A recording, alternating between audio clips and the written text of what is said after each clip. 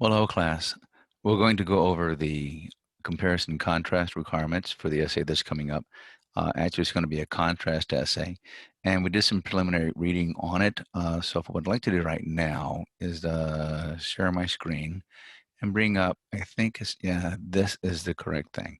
So this is the essay, It's Simply Not Worth It, that you were supposed to have read last week. So let's examine it in terms of what we're going to be doing for the essay this week. So this essay is written by a young lady who's working at a minimum wage job as a maid at a hotel or a motel where she is grossly underappreciated. And she begins her, it's really a personal narrative, and she talks about at the time the essay was written, how it's very, very low unemployment. I mean, which means that, excuse me, high unemployment, which means it's very, very difficult to get a job. And any job you can get, you're pretty happy for. But it turns out that she's not being really respected or treated as well as she would like to be. She says, most people feel obligated to take what they can get, but after working as a maid at a local motel for almost a year and a half, I decided it's not worth keeping the job if it causes me to doubt my self-worth. My hard work received hardly any recognition or appreciation. I was underpaid and I was required to perform some of the most disgusting things imaginable. So she comes to the conclusion to head back to school, so she can hopefully get a better job in the future.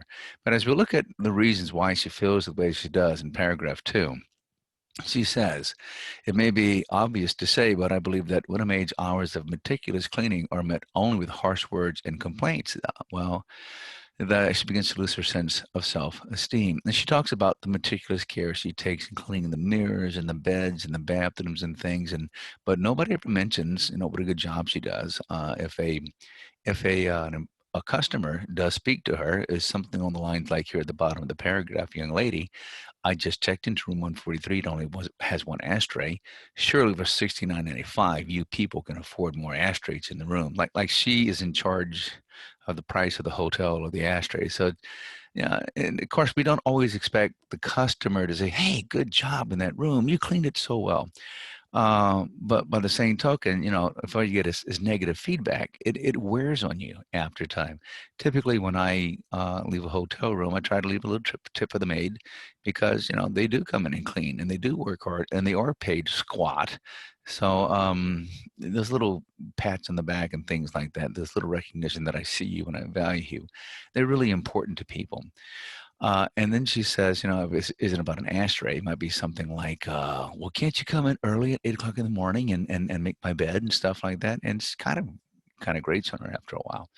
So the lack of spoken rewards was compounded by the lack of financial rewards. Notice she began with the lack of spoken rewards.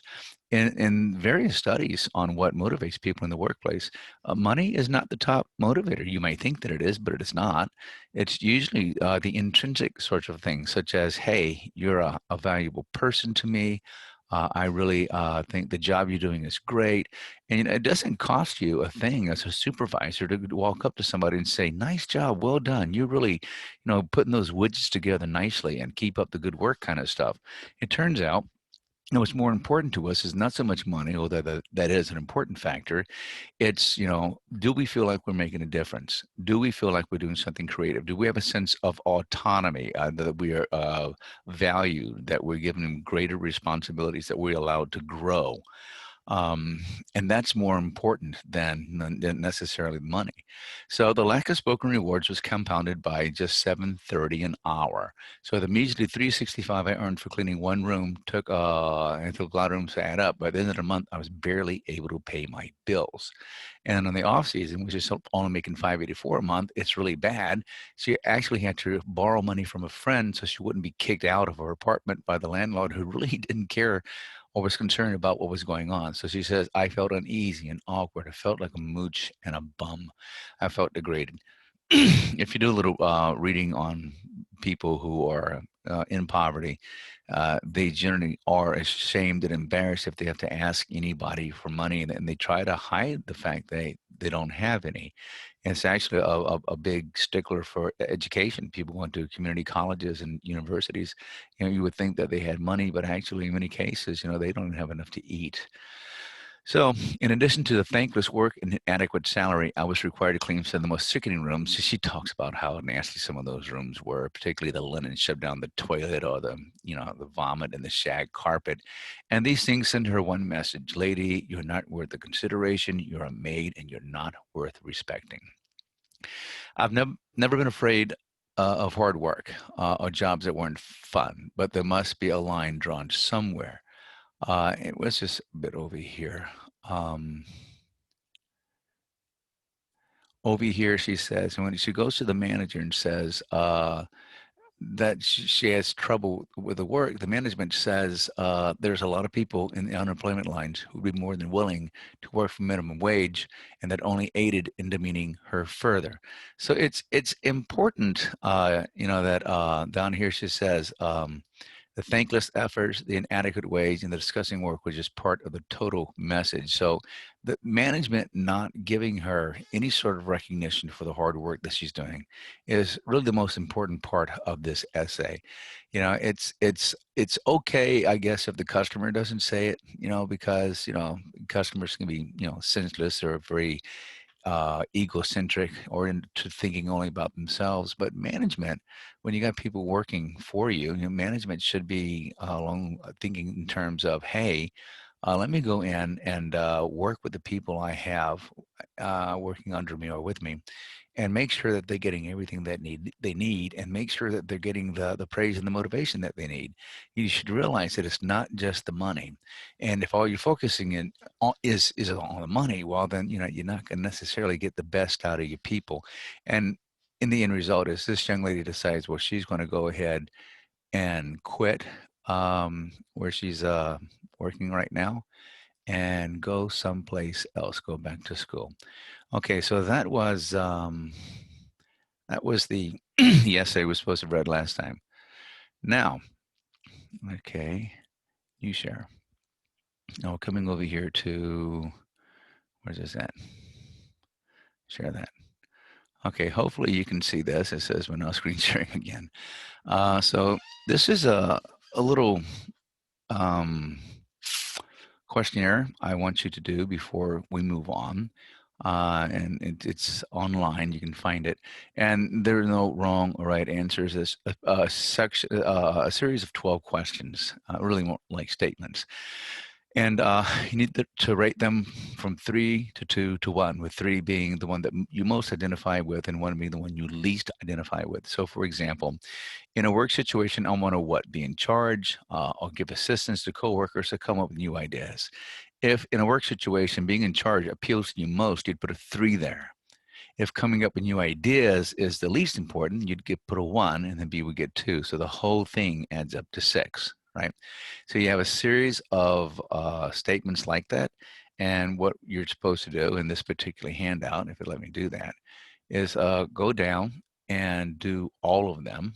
And then when you're done, there's a little math involved. Take all the values for A, say all the A's, there's 12 A's. Take all of the values of D's and E's and G's and so forth and add those together, and that gives you your theory X score. And then do the same things for these other values here, and that gives you your theory Y score. And that moves us to the next section of the document, which has to do with what do X and Y actually mean. Well, back in the late 60s and early 70s, Douglas McGregor started doing some research on leadership. He noticed that America was really, really good at putting out managers, these fine MBA schools out there that teach us how to manage an industry or manage a business, but we weren't really teaching people how to lead or investing in what he saw as leadership skills. And he saw this as becoming something that would be very, very problematic in the future. And if you've taken a look at national politics lately, I think you might be able to agree with it. Yeah, we might have a leadership problem in this country, but not just in politics, in businesses in general. And he postulated that the way you lead, I mean, this makes common sense, really, the way you lead people is based upon your innate perception of what people are like. And this is going to roll over into everything that you do. Um, He believed that organizations would work better if we didn't necessarily have a top-down sort of philosophy of leadership, but instead where leaders were involved as sort of as equals, as it were, in the business with everybody else. So McGregor said, if you believe that members of the organization tend to have little or no ambition, this stuff right here, that's what he was looking at. They desire security above everything. They avoid work unless coerced, meaning forced to do it. Then the kind of leadership you practice is going to reflect these assumptions. And you're going to wind up having a top-down sort of decision-making process. A little bit further down. He says it'd work better, organization, if most people can find real satisfaction in work, the desire to achieve and seek responsibility. So if you believe that people really can find real satisfaction in work, desire to achieve, want responsibility, well, then you're going to be a different type of leader. Um, essentially, what McGregor is saying here is that there are two ways to look at occupations. One, it's a job. It's something that you go to, you don't really like it. When you're done, you go home. Your primary motivation is going to be money. The other way to look at occupations is that you actually derive meaning in your life from the work that you do. So, for example, if you talk to a doctor or a nurse or a teacher, uh, it, it's not a job for them. It's an occupation. It's not what they do. It's who they are. They define themselves as doctors, as teachers. If you've ever, isn't it interesting if you go to school and there's this Coach Bob or whatever, coach. It's interesting. You don't call English teachers, teacher, right, necessarily, but you call a coach, and coaches identify as coaches, and it's not who they are. It's not what they do. It's who they are. And so this concept that work can empower us and make us, you know, better people is part of the other view of leadership. So we have two types of leadership styles, X and Y. X basically says people go to work for the money and that's it, and they don't work unless they're forced to. Y leadership says, well, that's not really true. People can find meaning in work. There's more to it than just the almighty dollar. The end result is that if the terms for these are if you're X, is what's known as a transactional form of leadership. Transaction, as in a transaction of money. I give you money, you do a job, and that's pretty much your only motivation. And, if I don't like the job you're doing, well, then, you know what, I can find somebody else to take your place. Then the other form is what we call transformational. Transformational is where you transform people, as the name implies. So, what do you get when you get a Theory X leader with a Theory X score? Well, let's go ahead and highlight this for a second, right? If you have a Theory X leader, then what's going on is you have a negative outlook on human nature, essentially that people are lazy. It starts with the self, it is projected onto others and minimal expectations, a lack of trust, and a lack of confidence. I don't expect you to do a good job. In fact, I expect you to mess up. And therefore, I'm not going to trust you with any responsibility. And I have no confidence in you whatsoever. That is, simply put, transactional leadership truly at its worst. Now, the transactional leader might not say, I don't trust you. I don't have confidence in you. In fact, oftentimes we think of transactional leaders as being nice people because oftentimes they'll do the work for us. A good example of a transactional leader might be a parent who, instead of letting their child make mistakes and grow and learn from it, they step in and do the work for the kid, so the kid doesn't have to experience the pain of failure, right? And they're doing it because they love the child. It's the right reasons, I guess. But ultimately, what they're saying to the child is, you're incapable of this. I don't trust you. I have no confidence. And so let me take care of you. Well, that's not how you get a fully functioning adult. Fully functioning adults have to take care of themselves. And so as hard as it is for a parent, and I know, I speak from experience, you got to step back and you got to let the kids mess up. Theory X transactional leaders are not necessarily mean people. Oftentimes they're nice people, but they still have this lack of trust and confidence in the other. And so it's not what the person says that determines if they're X or Y, transactional or transformational. It is what they do. You have to look at what they do. So they do not give up authority, they don't demonstrate respect, and they do not empower others. All right. So what happens if we have transformational or theory Y? Well, we have is this. Um, we're positive, we're optimistic, they say. So this is panned out onto the folks out there, the people that you work with. So the individual might not articulate it, but what they're going to do is stuff like they're going to, since they think you're capable of problem solving and self governance, they're going to trust you to figure out where a problem might be fixed. They're going to have confidence in your ability to do the work and solve things. They're going to delegate tasks to you. And increasingly more complex tasks because hopefully you'll grow and this will empower you and help you to become a better employee and a better person overall. So that's transactional and transformational. Those are the two terms that we're looking at right here, transactional and transformational, right? So what are the main characters? There's several of them, but these are some that you will find. So for a transactional or an X person, you have what we call contingent reward. This basically is an exchange of money. I give you money, you perform a job for me. And that's pretty much it. And I will recognize your accomplishments. If you do well, I might give you a bonus or something like that. So that's a theory X. Another one is management of exception active. This is the sort of person who watches and searches for anything that deviates from the rules or standards and then immediately jumps down your throat and takes corrective action. They're just waiting for you to mess up. That's another form of transactional management by exception. If you've ever worked with someone like that, then you know exactly what I'm talking about. They don't give you the benefit of the doubt. They don't let you learn from mistakes. They just assume you're going to mess up. And when they do, they pounce. Another one is management by exception, in which case they're not actually looking at you all the time. But boy, the minute something isn't up to standards, you're going to hear about it, right? As opposed to, well, let's use this as a learning opportunity. What could we figure out from this? What went wrong? How we can make it better? That's not what they're doing. They're just basically saying, yeah, you messed up. Shame on you. And of course, there's laissez-faire. I know it sounds like it's a good idea if the manager's never around, but if he's never around, or she's never around to give you feedback and reinforcement and positive and well, feedback, I guess, if they're not around to do that, then what's going to happen on the job is, well, if you don't care, I don't care, and things get very, very slack very, very quickly. So transactional leaders, these are some of the traits that they have. The contrast down at the bottom would be the transformational traits right here. So transformational leader is typically very charismatic. People follow them, they like them, they provide a sense of vision and mission.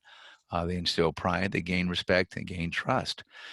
So this would be if you've ever worked with somebody that made you feel like you were part of something bigger than you were, then you're dealing with probably a transformational leader.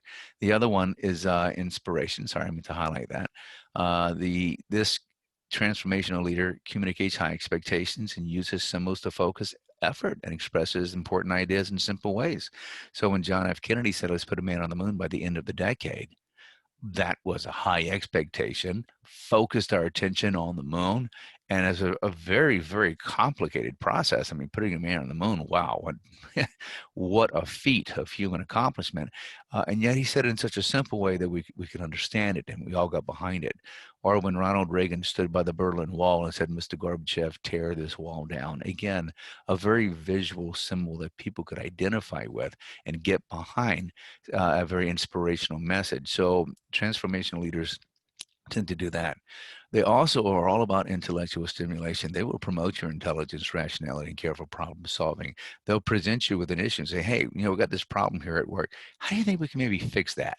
Or if you're having trouble with it, you might bring it to them, and instead of giving you the answer, they may ask questions, kind of walk you through it, with the idea of being that instead of being given an answer, if you learn how to think through the process, you become a better person. Use your own thinking skills, and over time, if you develop confidence in yourself that you can solve problems, then you will solve problems and you'll be a better person because of it, not just on the job, but everywhere in your life.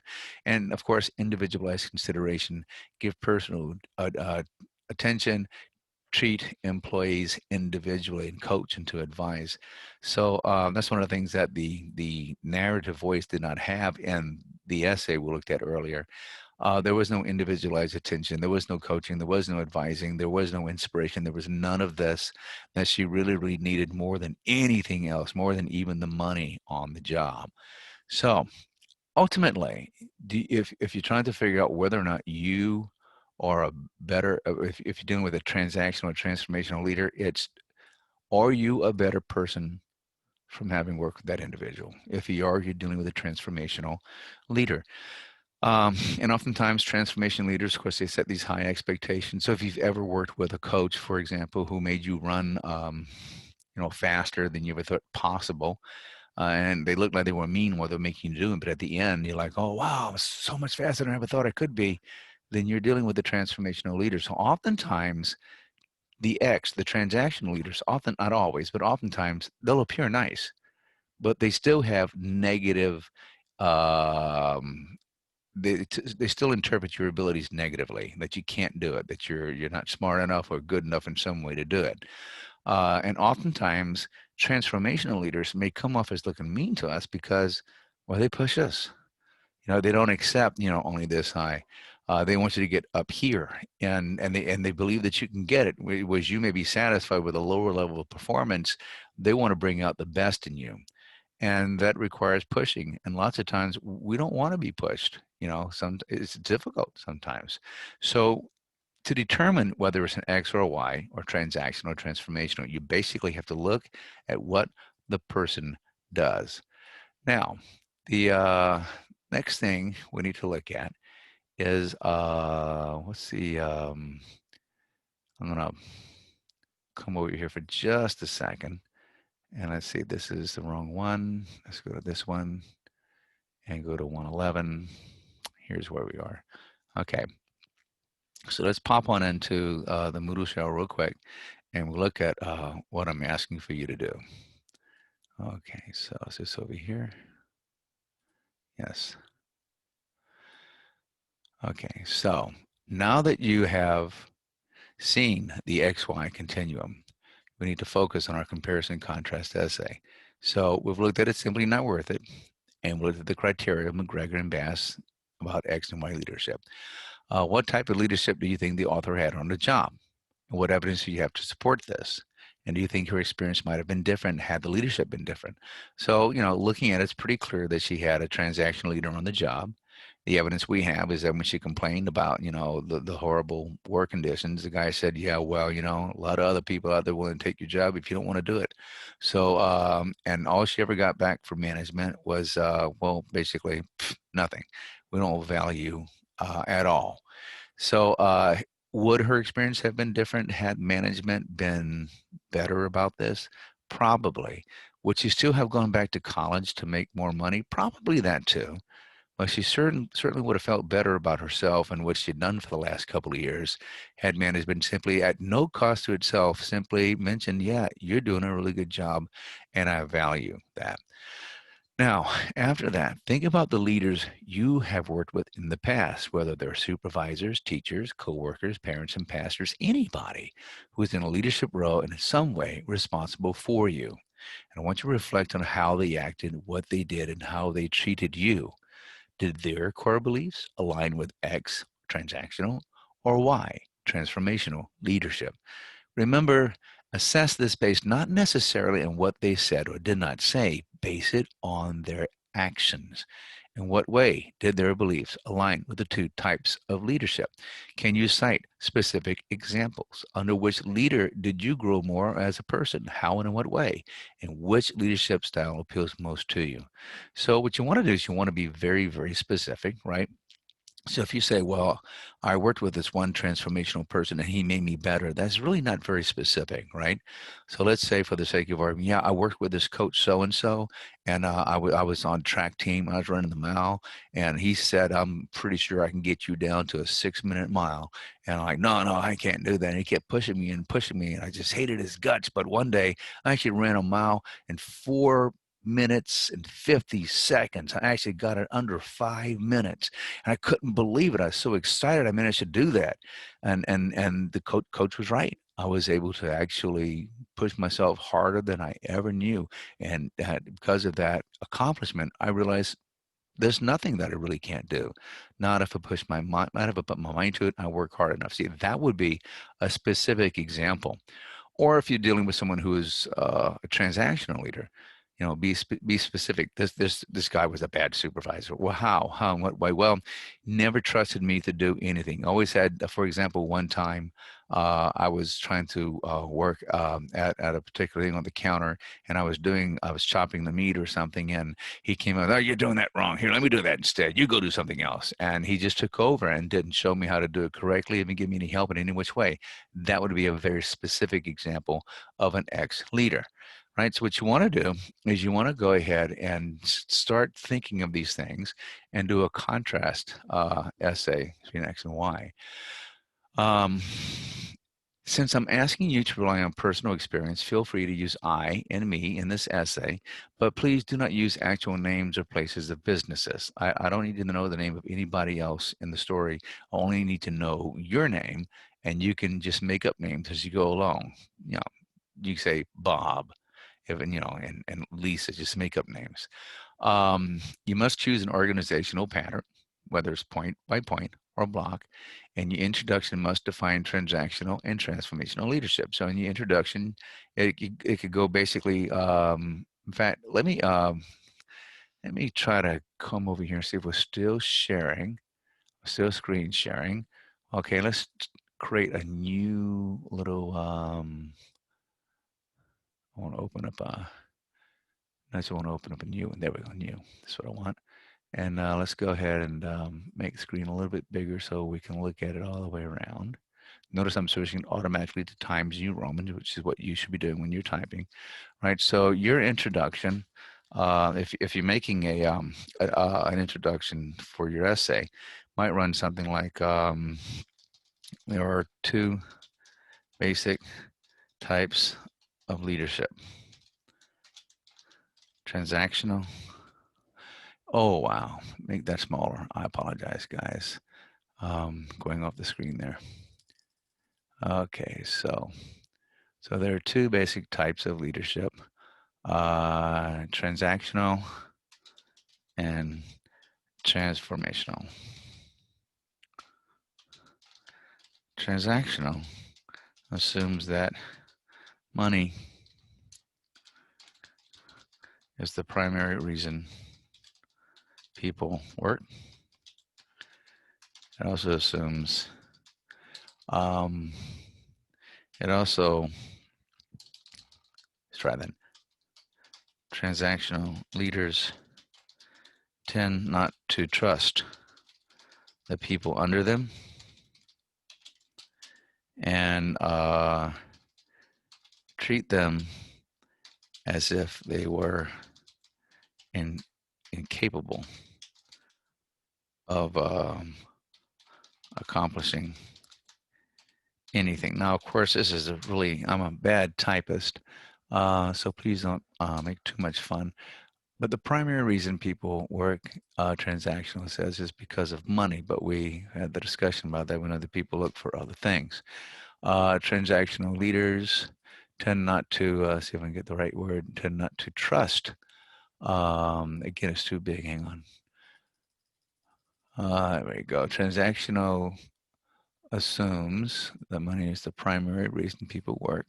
They tend not to trust, why is it doing that? The people. There we go. Go back this way a little bit. Trust the people under them and treat them as if they were incapable of accomplishing anything. It's going to give me that? Yeah, good. By contrast, a transformational leader assumes people want responsibility and to grow. And as such, they entrust them with responsibility, empower them, and help them to build confidence. So it looks something like this. Now, since we're all writing our own essays, it's going to look a little bit different. You're going to word this a little bit different, and that's absolutely fine because I don't want you to give this back to me verbatim, as that'd be plagiarism. But I want you to make it look something like this, hitting these primary ideas. And of course, you notice I'm not hitting everything that's in transactional transformation according to McGregor and Bass. I'm just giving you some stuff. And then, in my experience, transformational, or you may want to say transactional leadership is the better of the two. And so you're going to give me a thesis statement that basically says that one of these is better than the other, and you're going to do that by contrasting them. Will it give me better? Yes, it will. Okay, so it's the better of the two. And that's what your introduction is going to look like, right? Now, if you're going to do a point-by-point, a block comparison, you could have, let's say this is Roman numeral 1 up here, right? So you have this. Okay, so then we come down to Roman numeral 2. And that would be, if we're doing a block, we might say transactional, right? And so the transactional traits might be, come on, man. Might be, lack of trust, lack of empowerment, and let's see, capable of accomplishing things. Oh, I got a misspelling here, excuse me.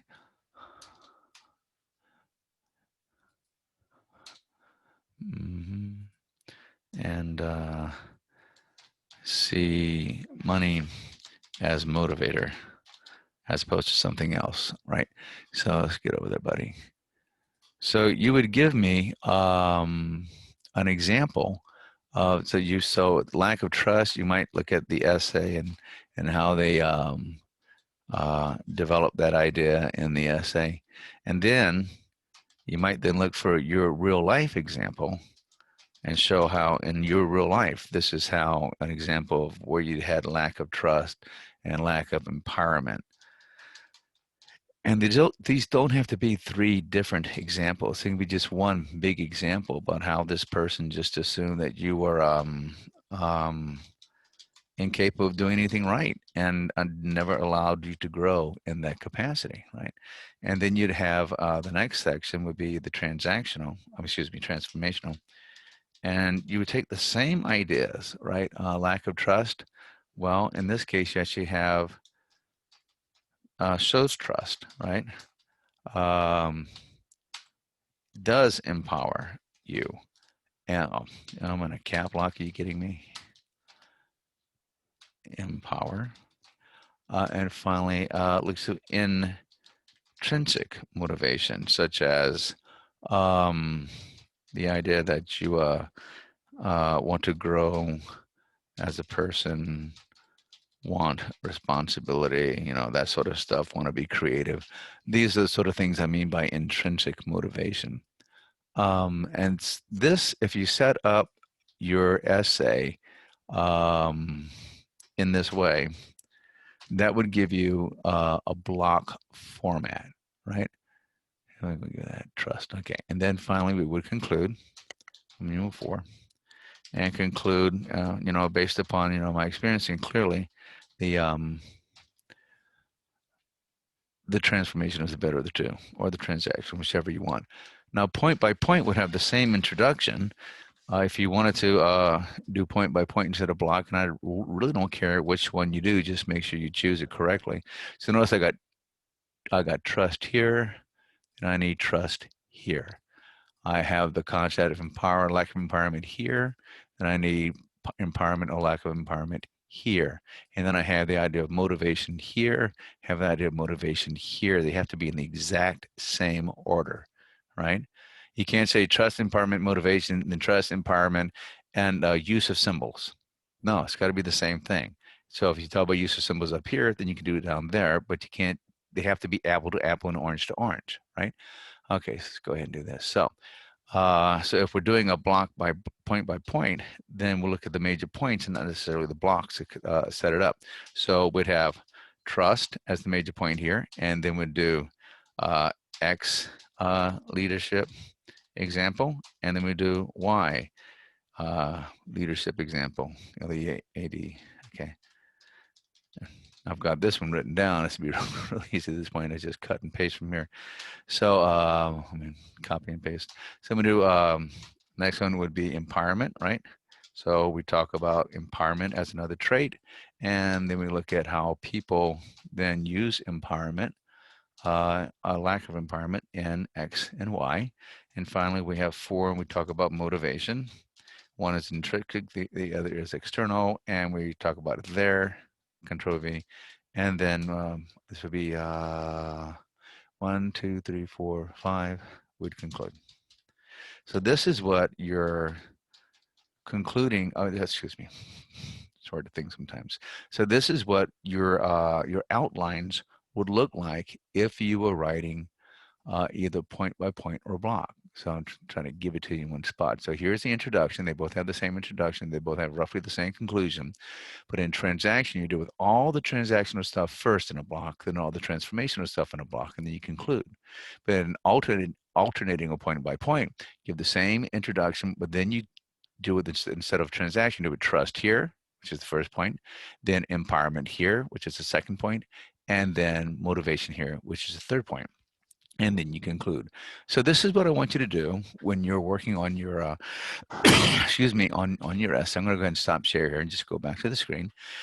So if you have any questions or concerns about what's required for the next essay, please just go ahead and email me or text me. You have that in the syllabus, my cell phone. I keep it with me all the time. So if you just text me, I'll be more than happy to respond to you. And if I think there's a problem, I'll go ahead and ask to talk to you.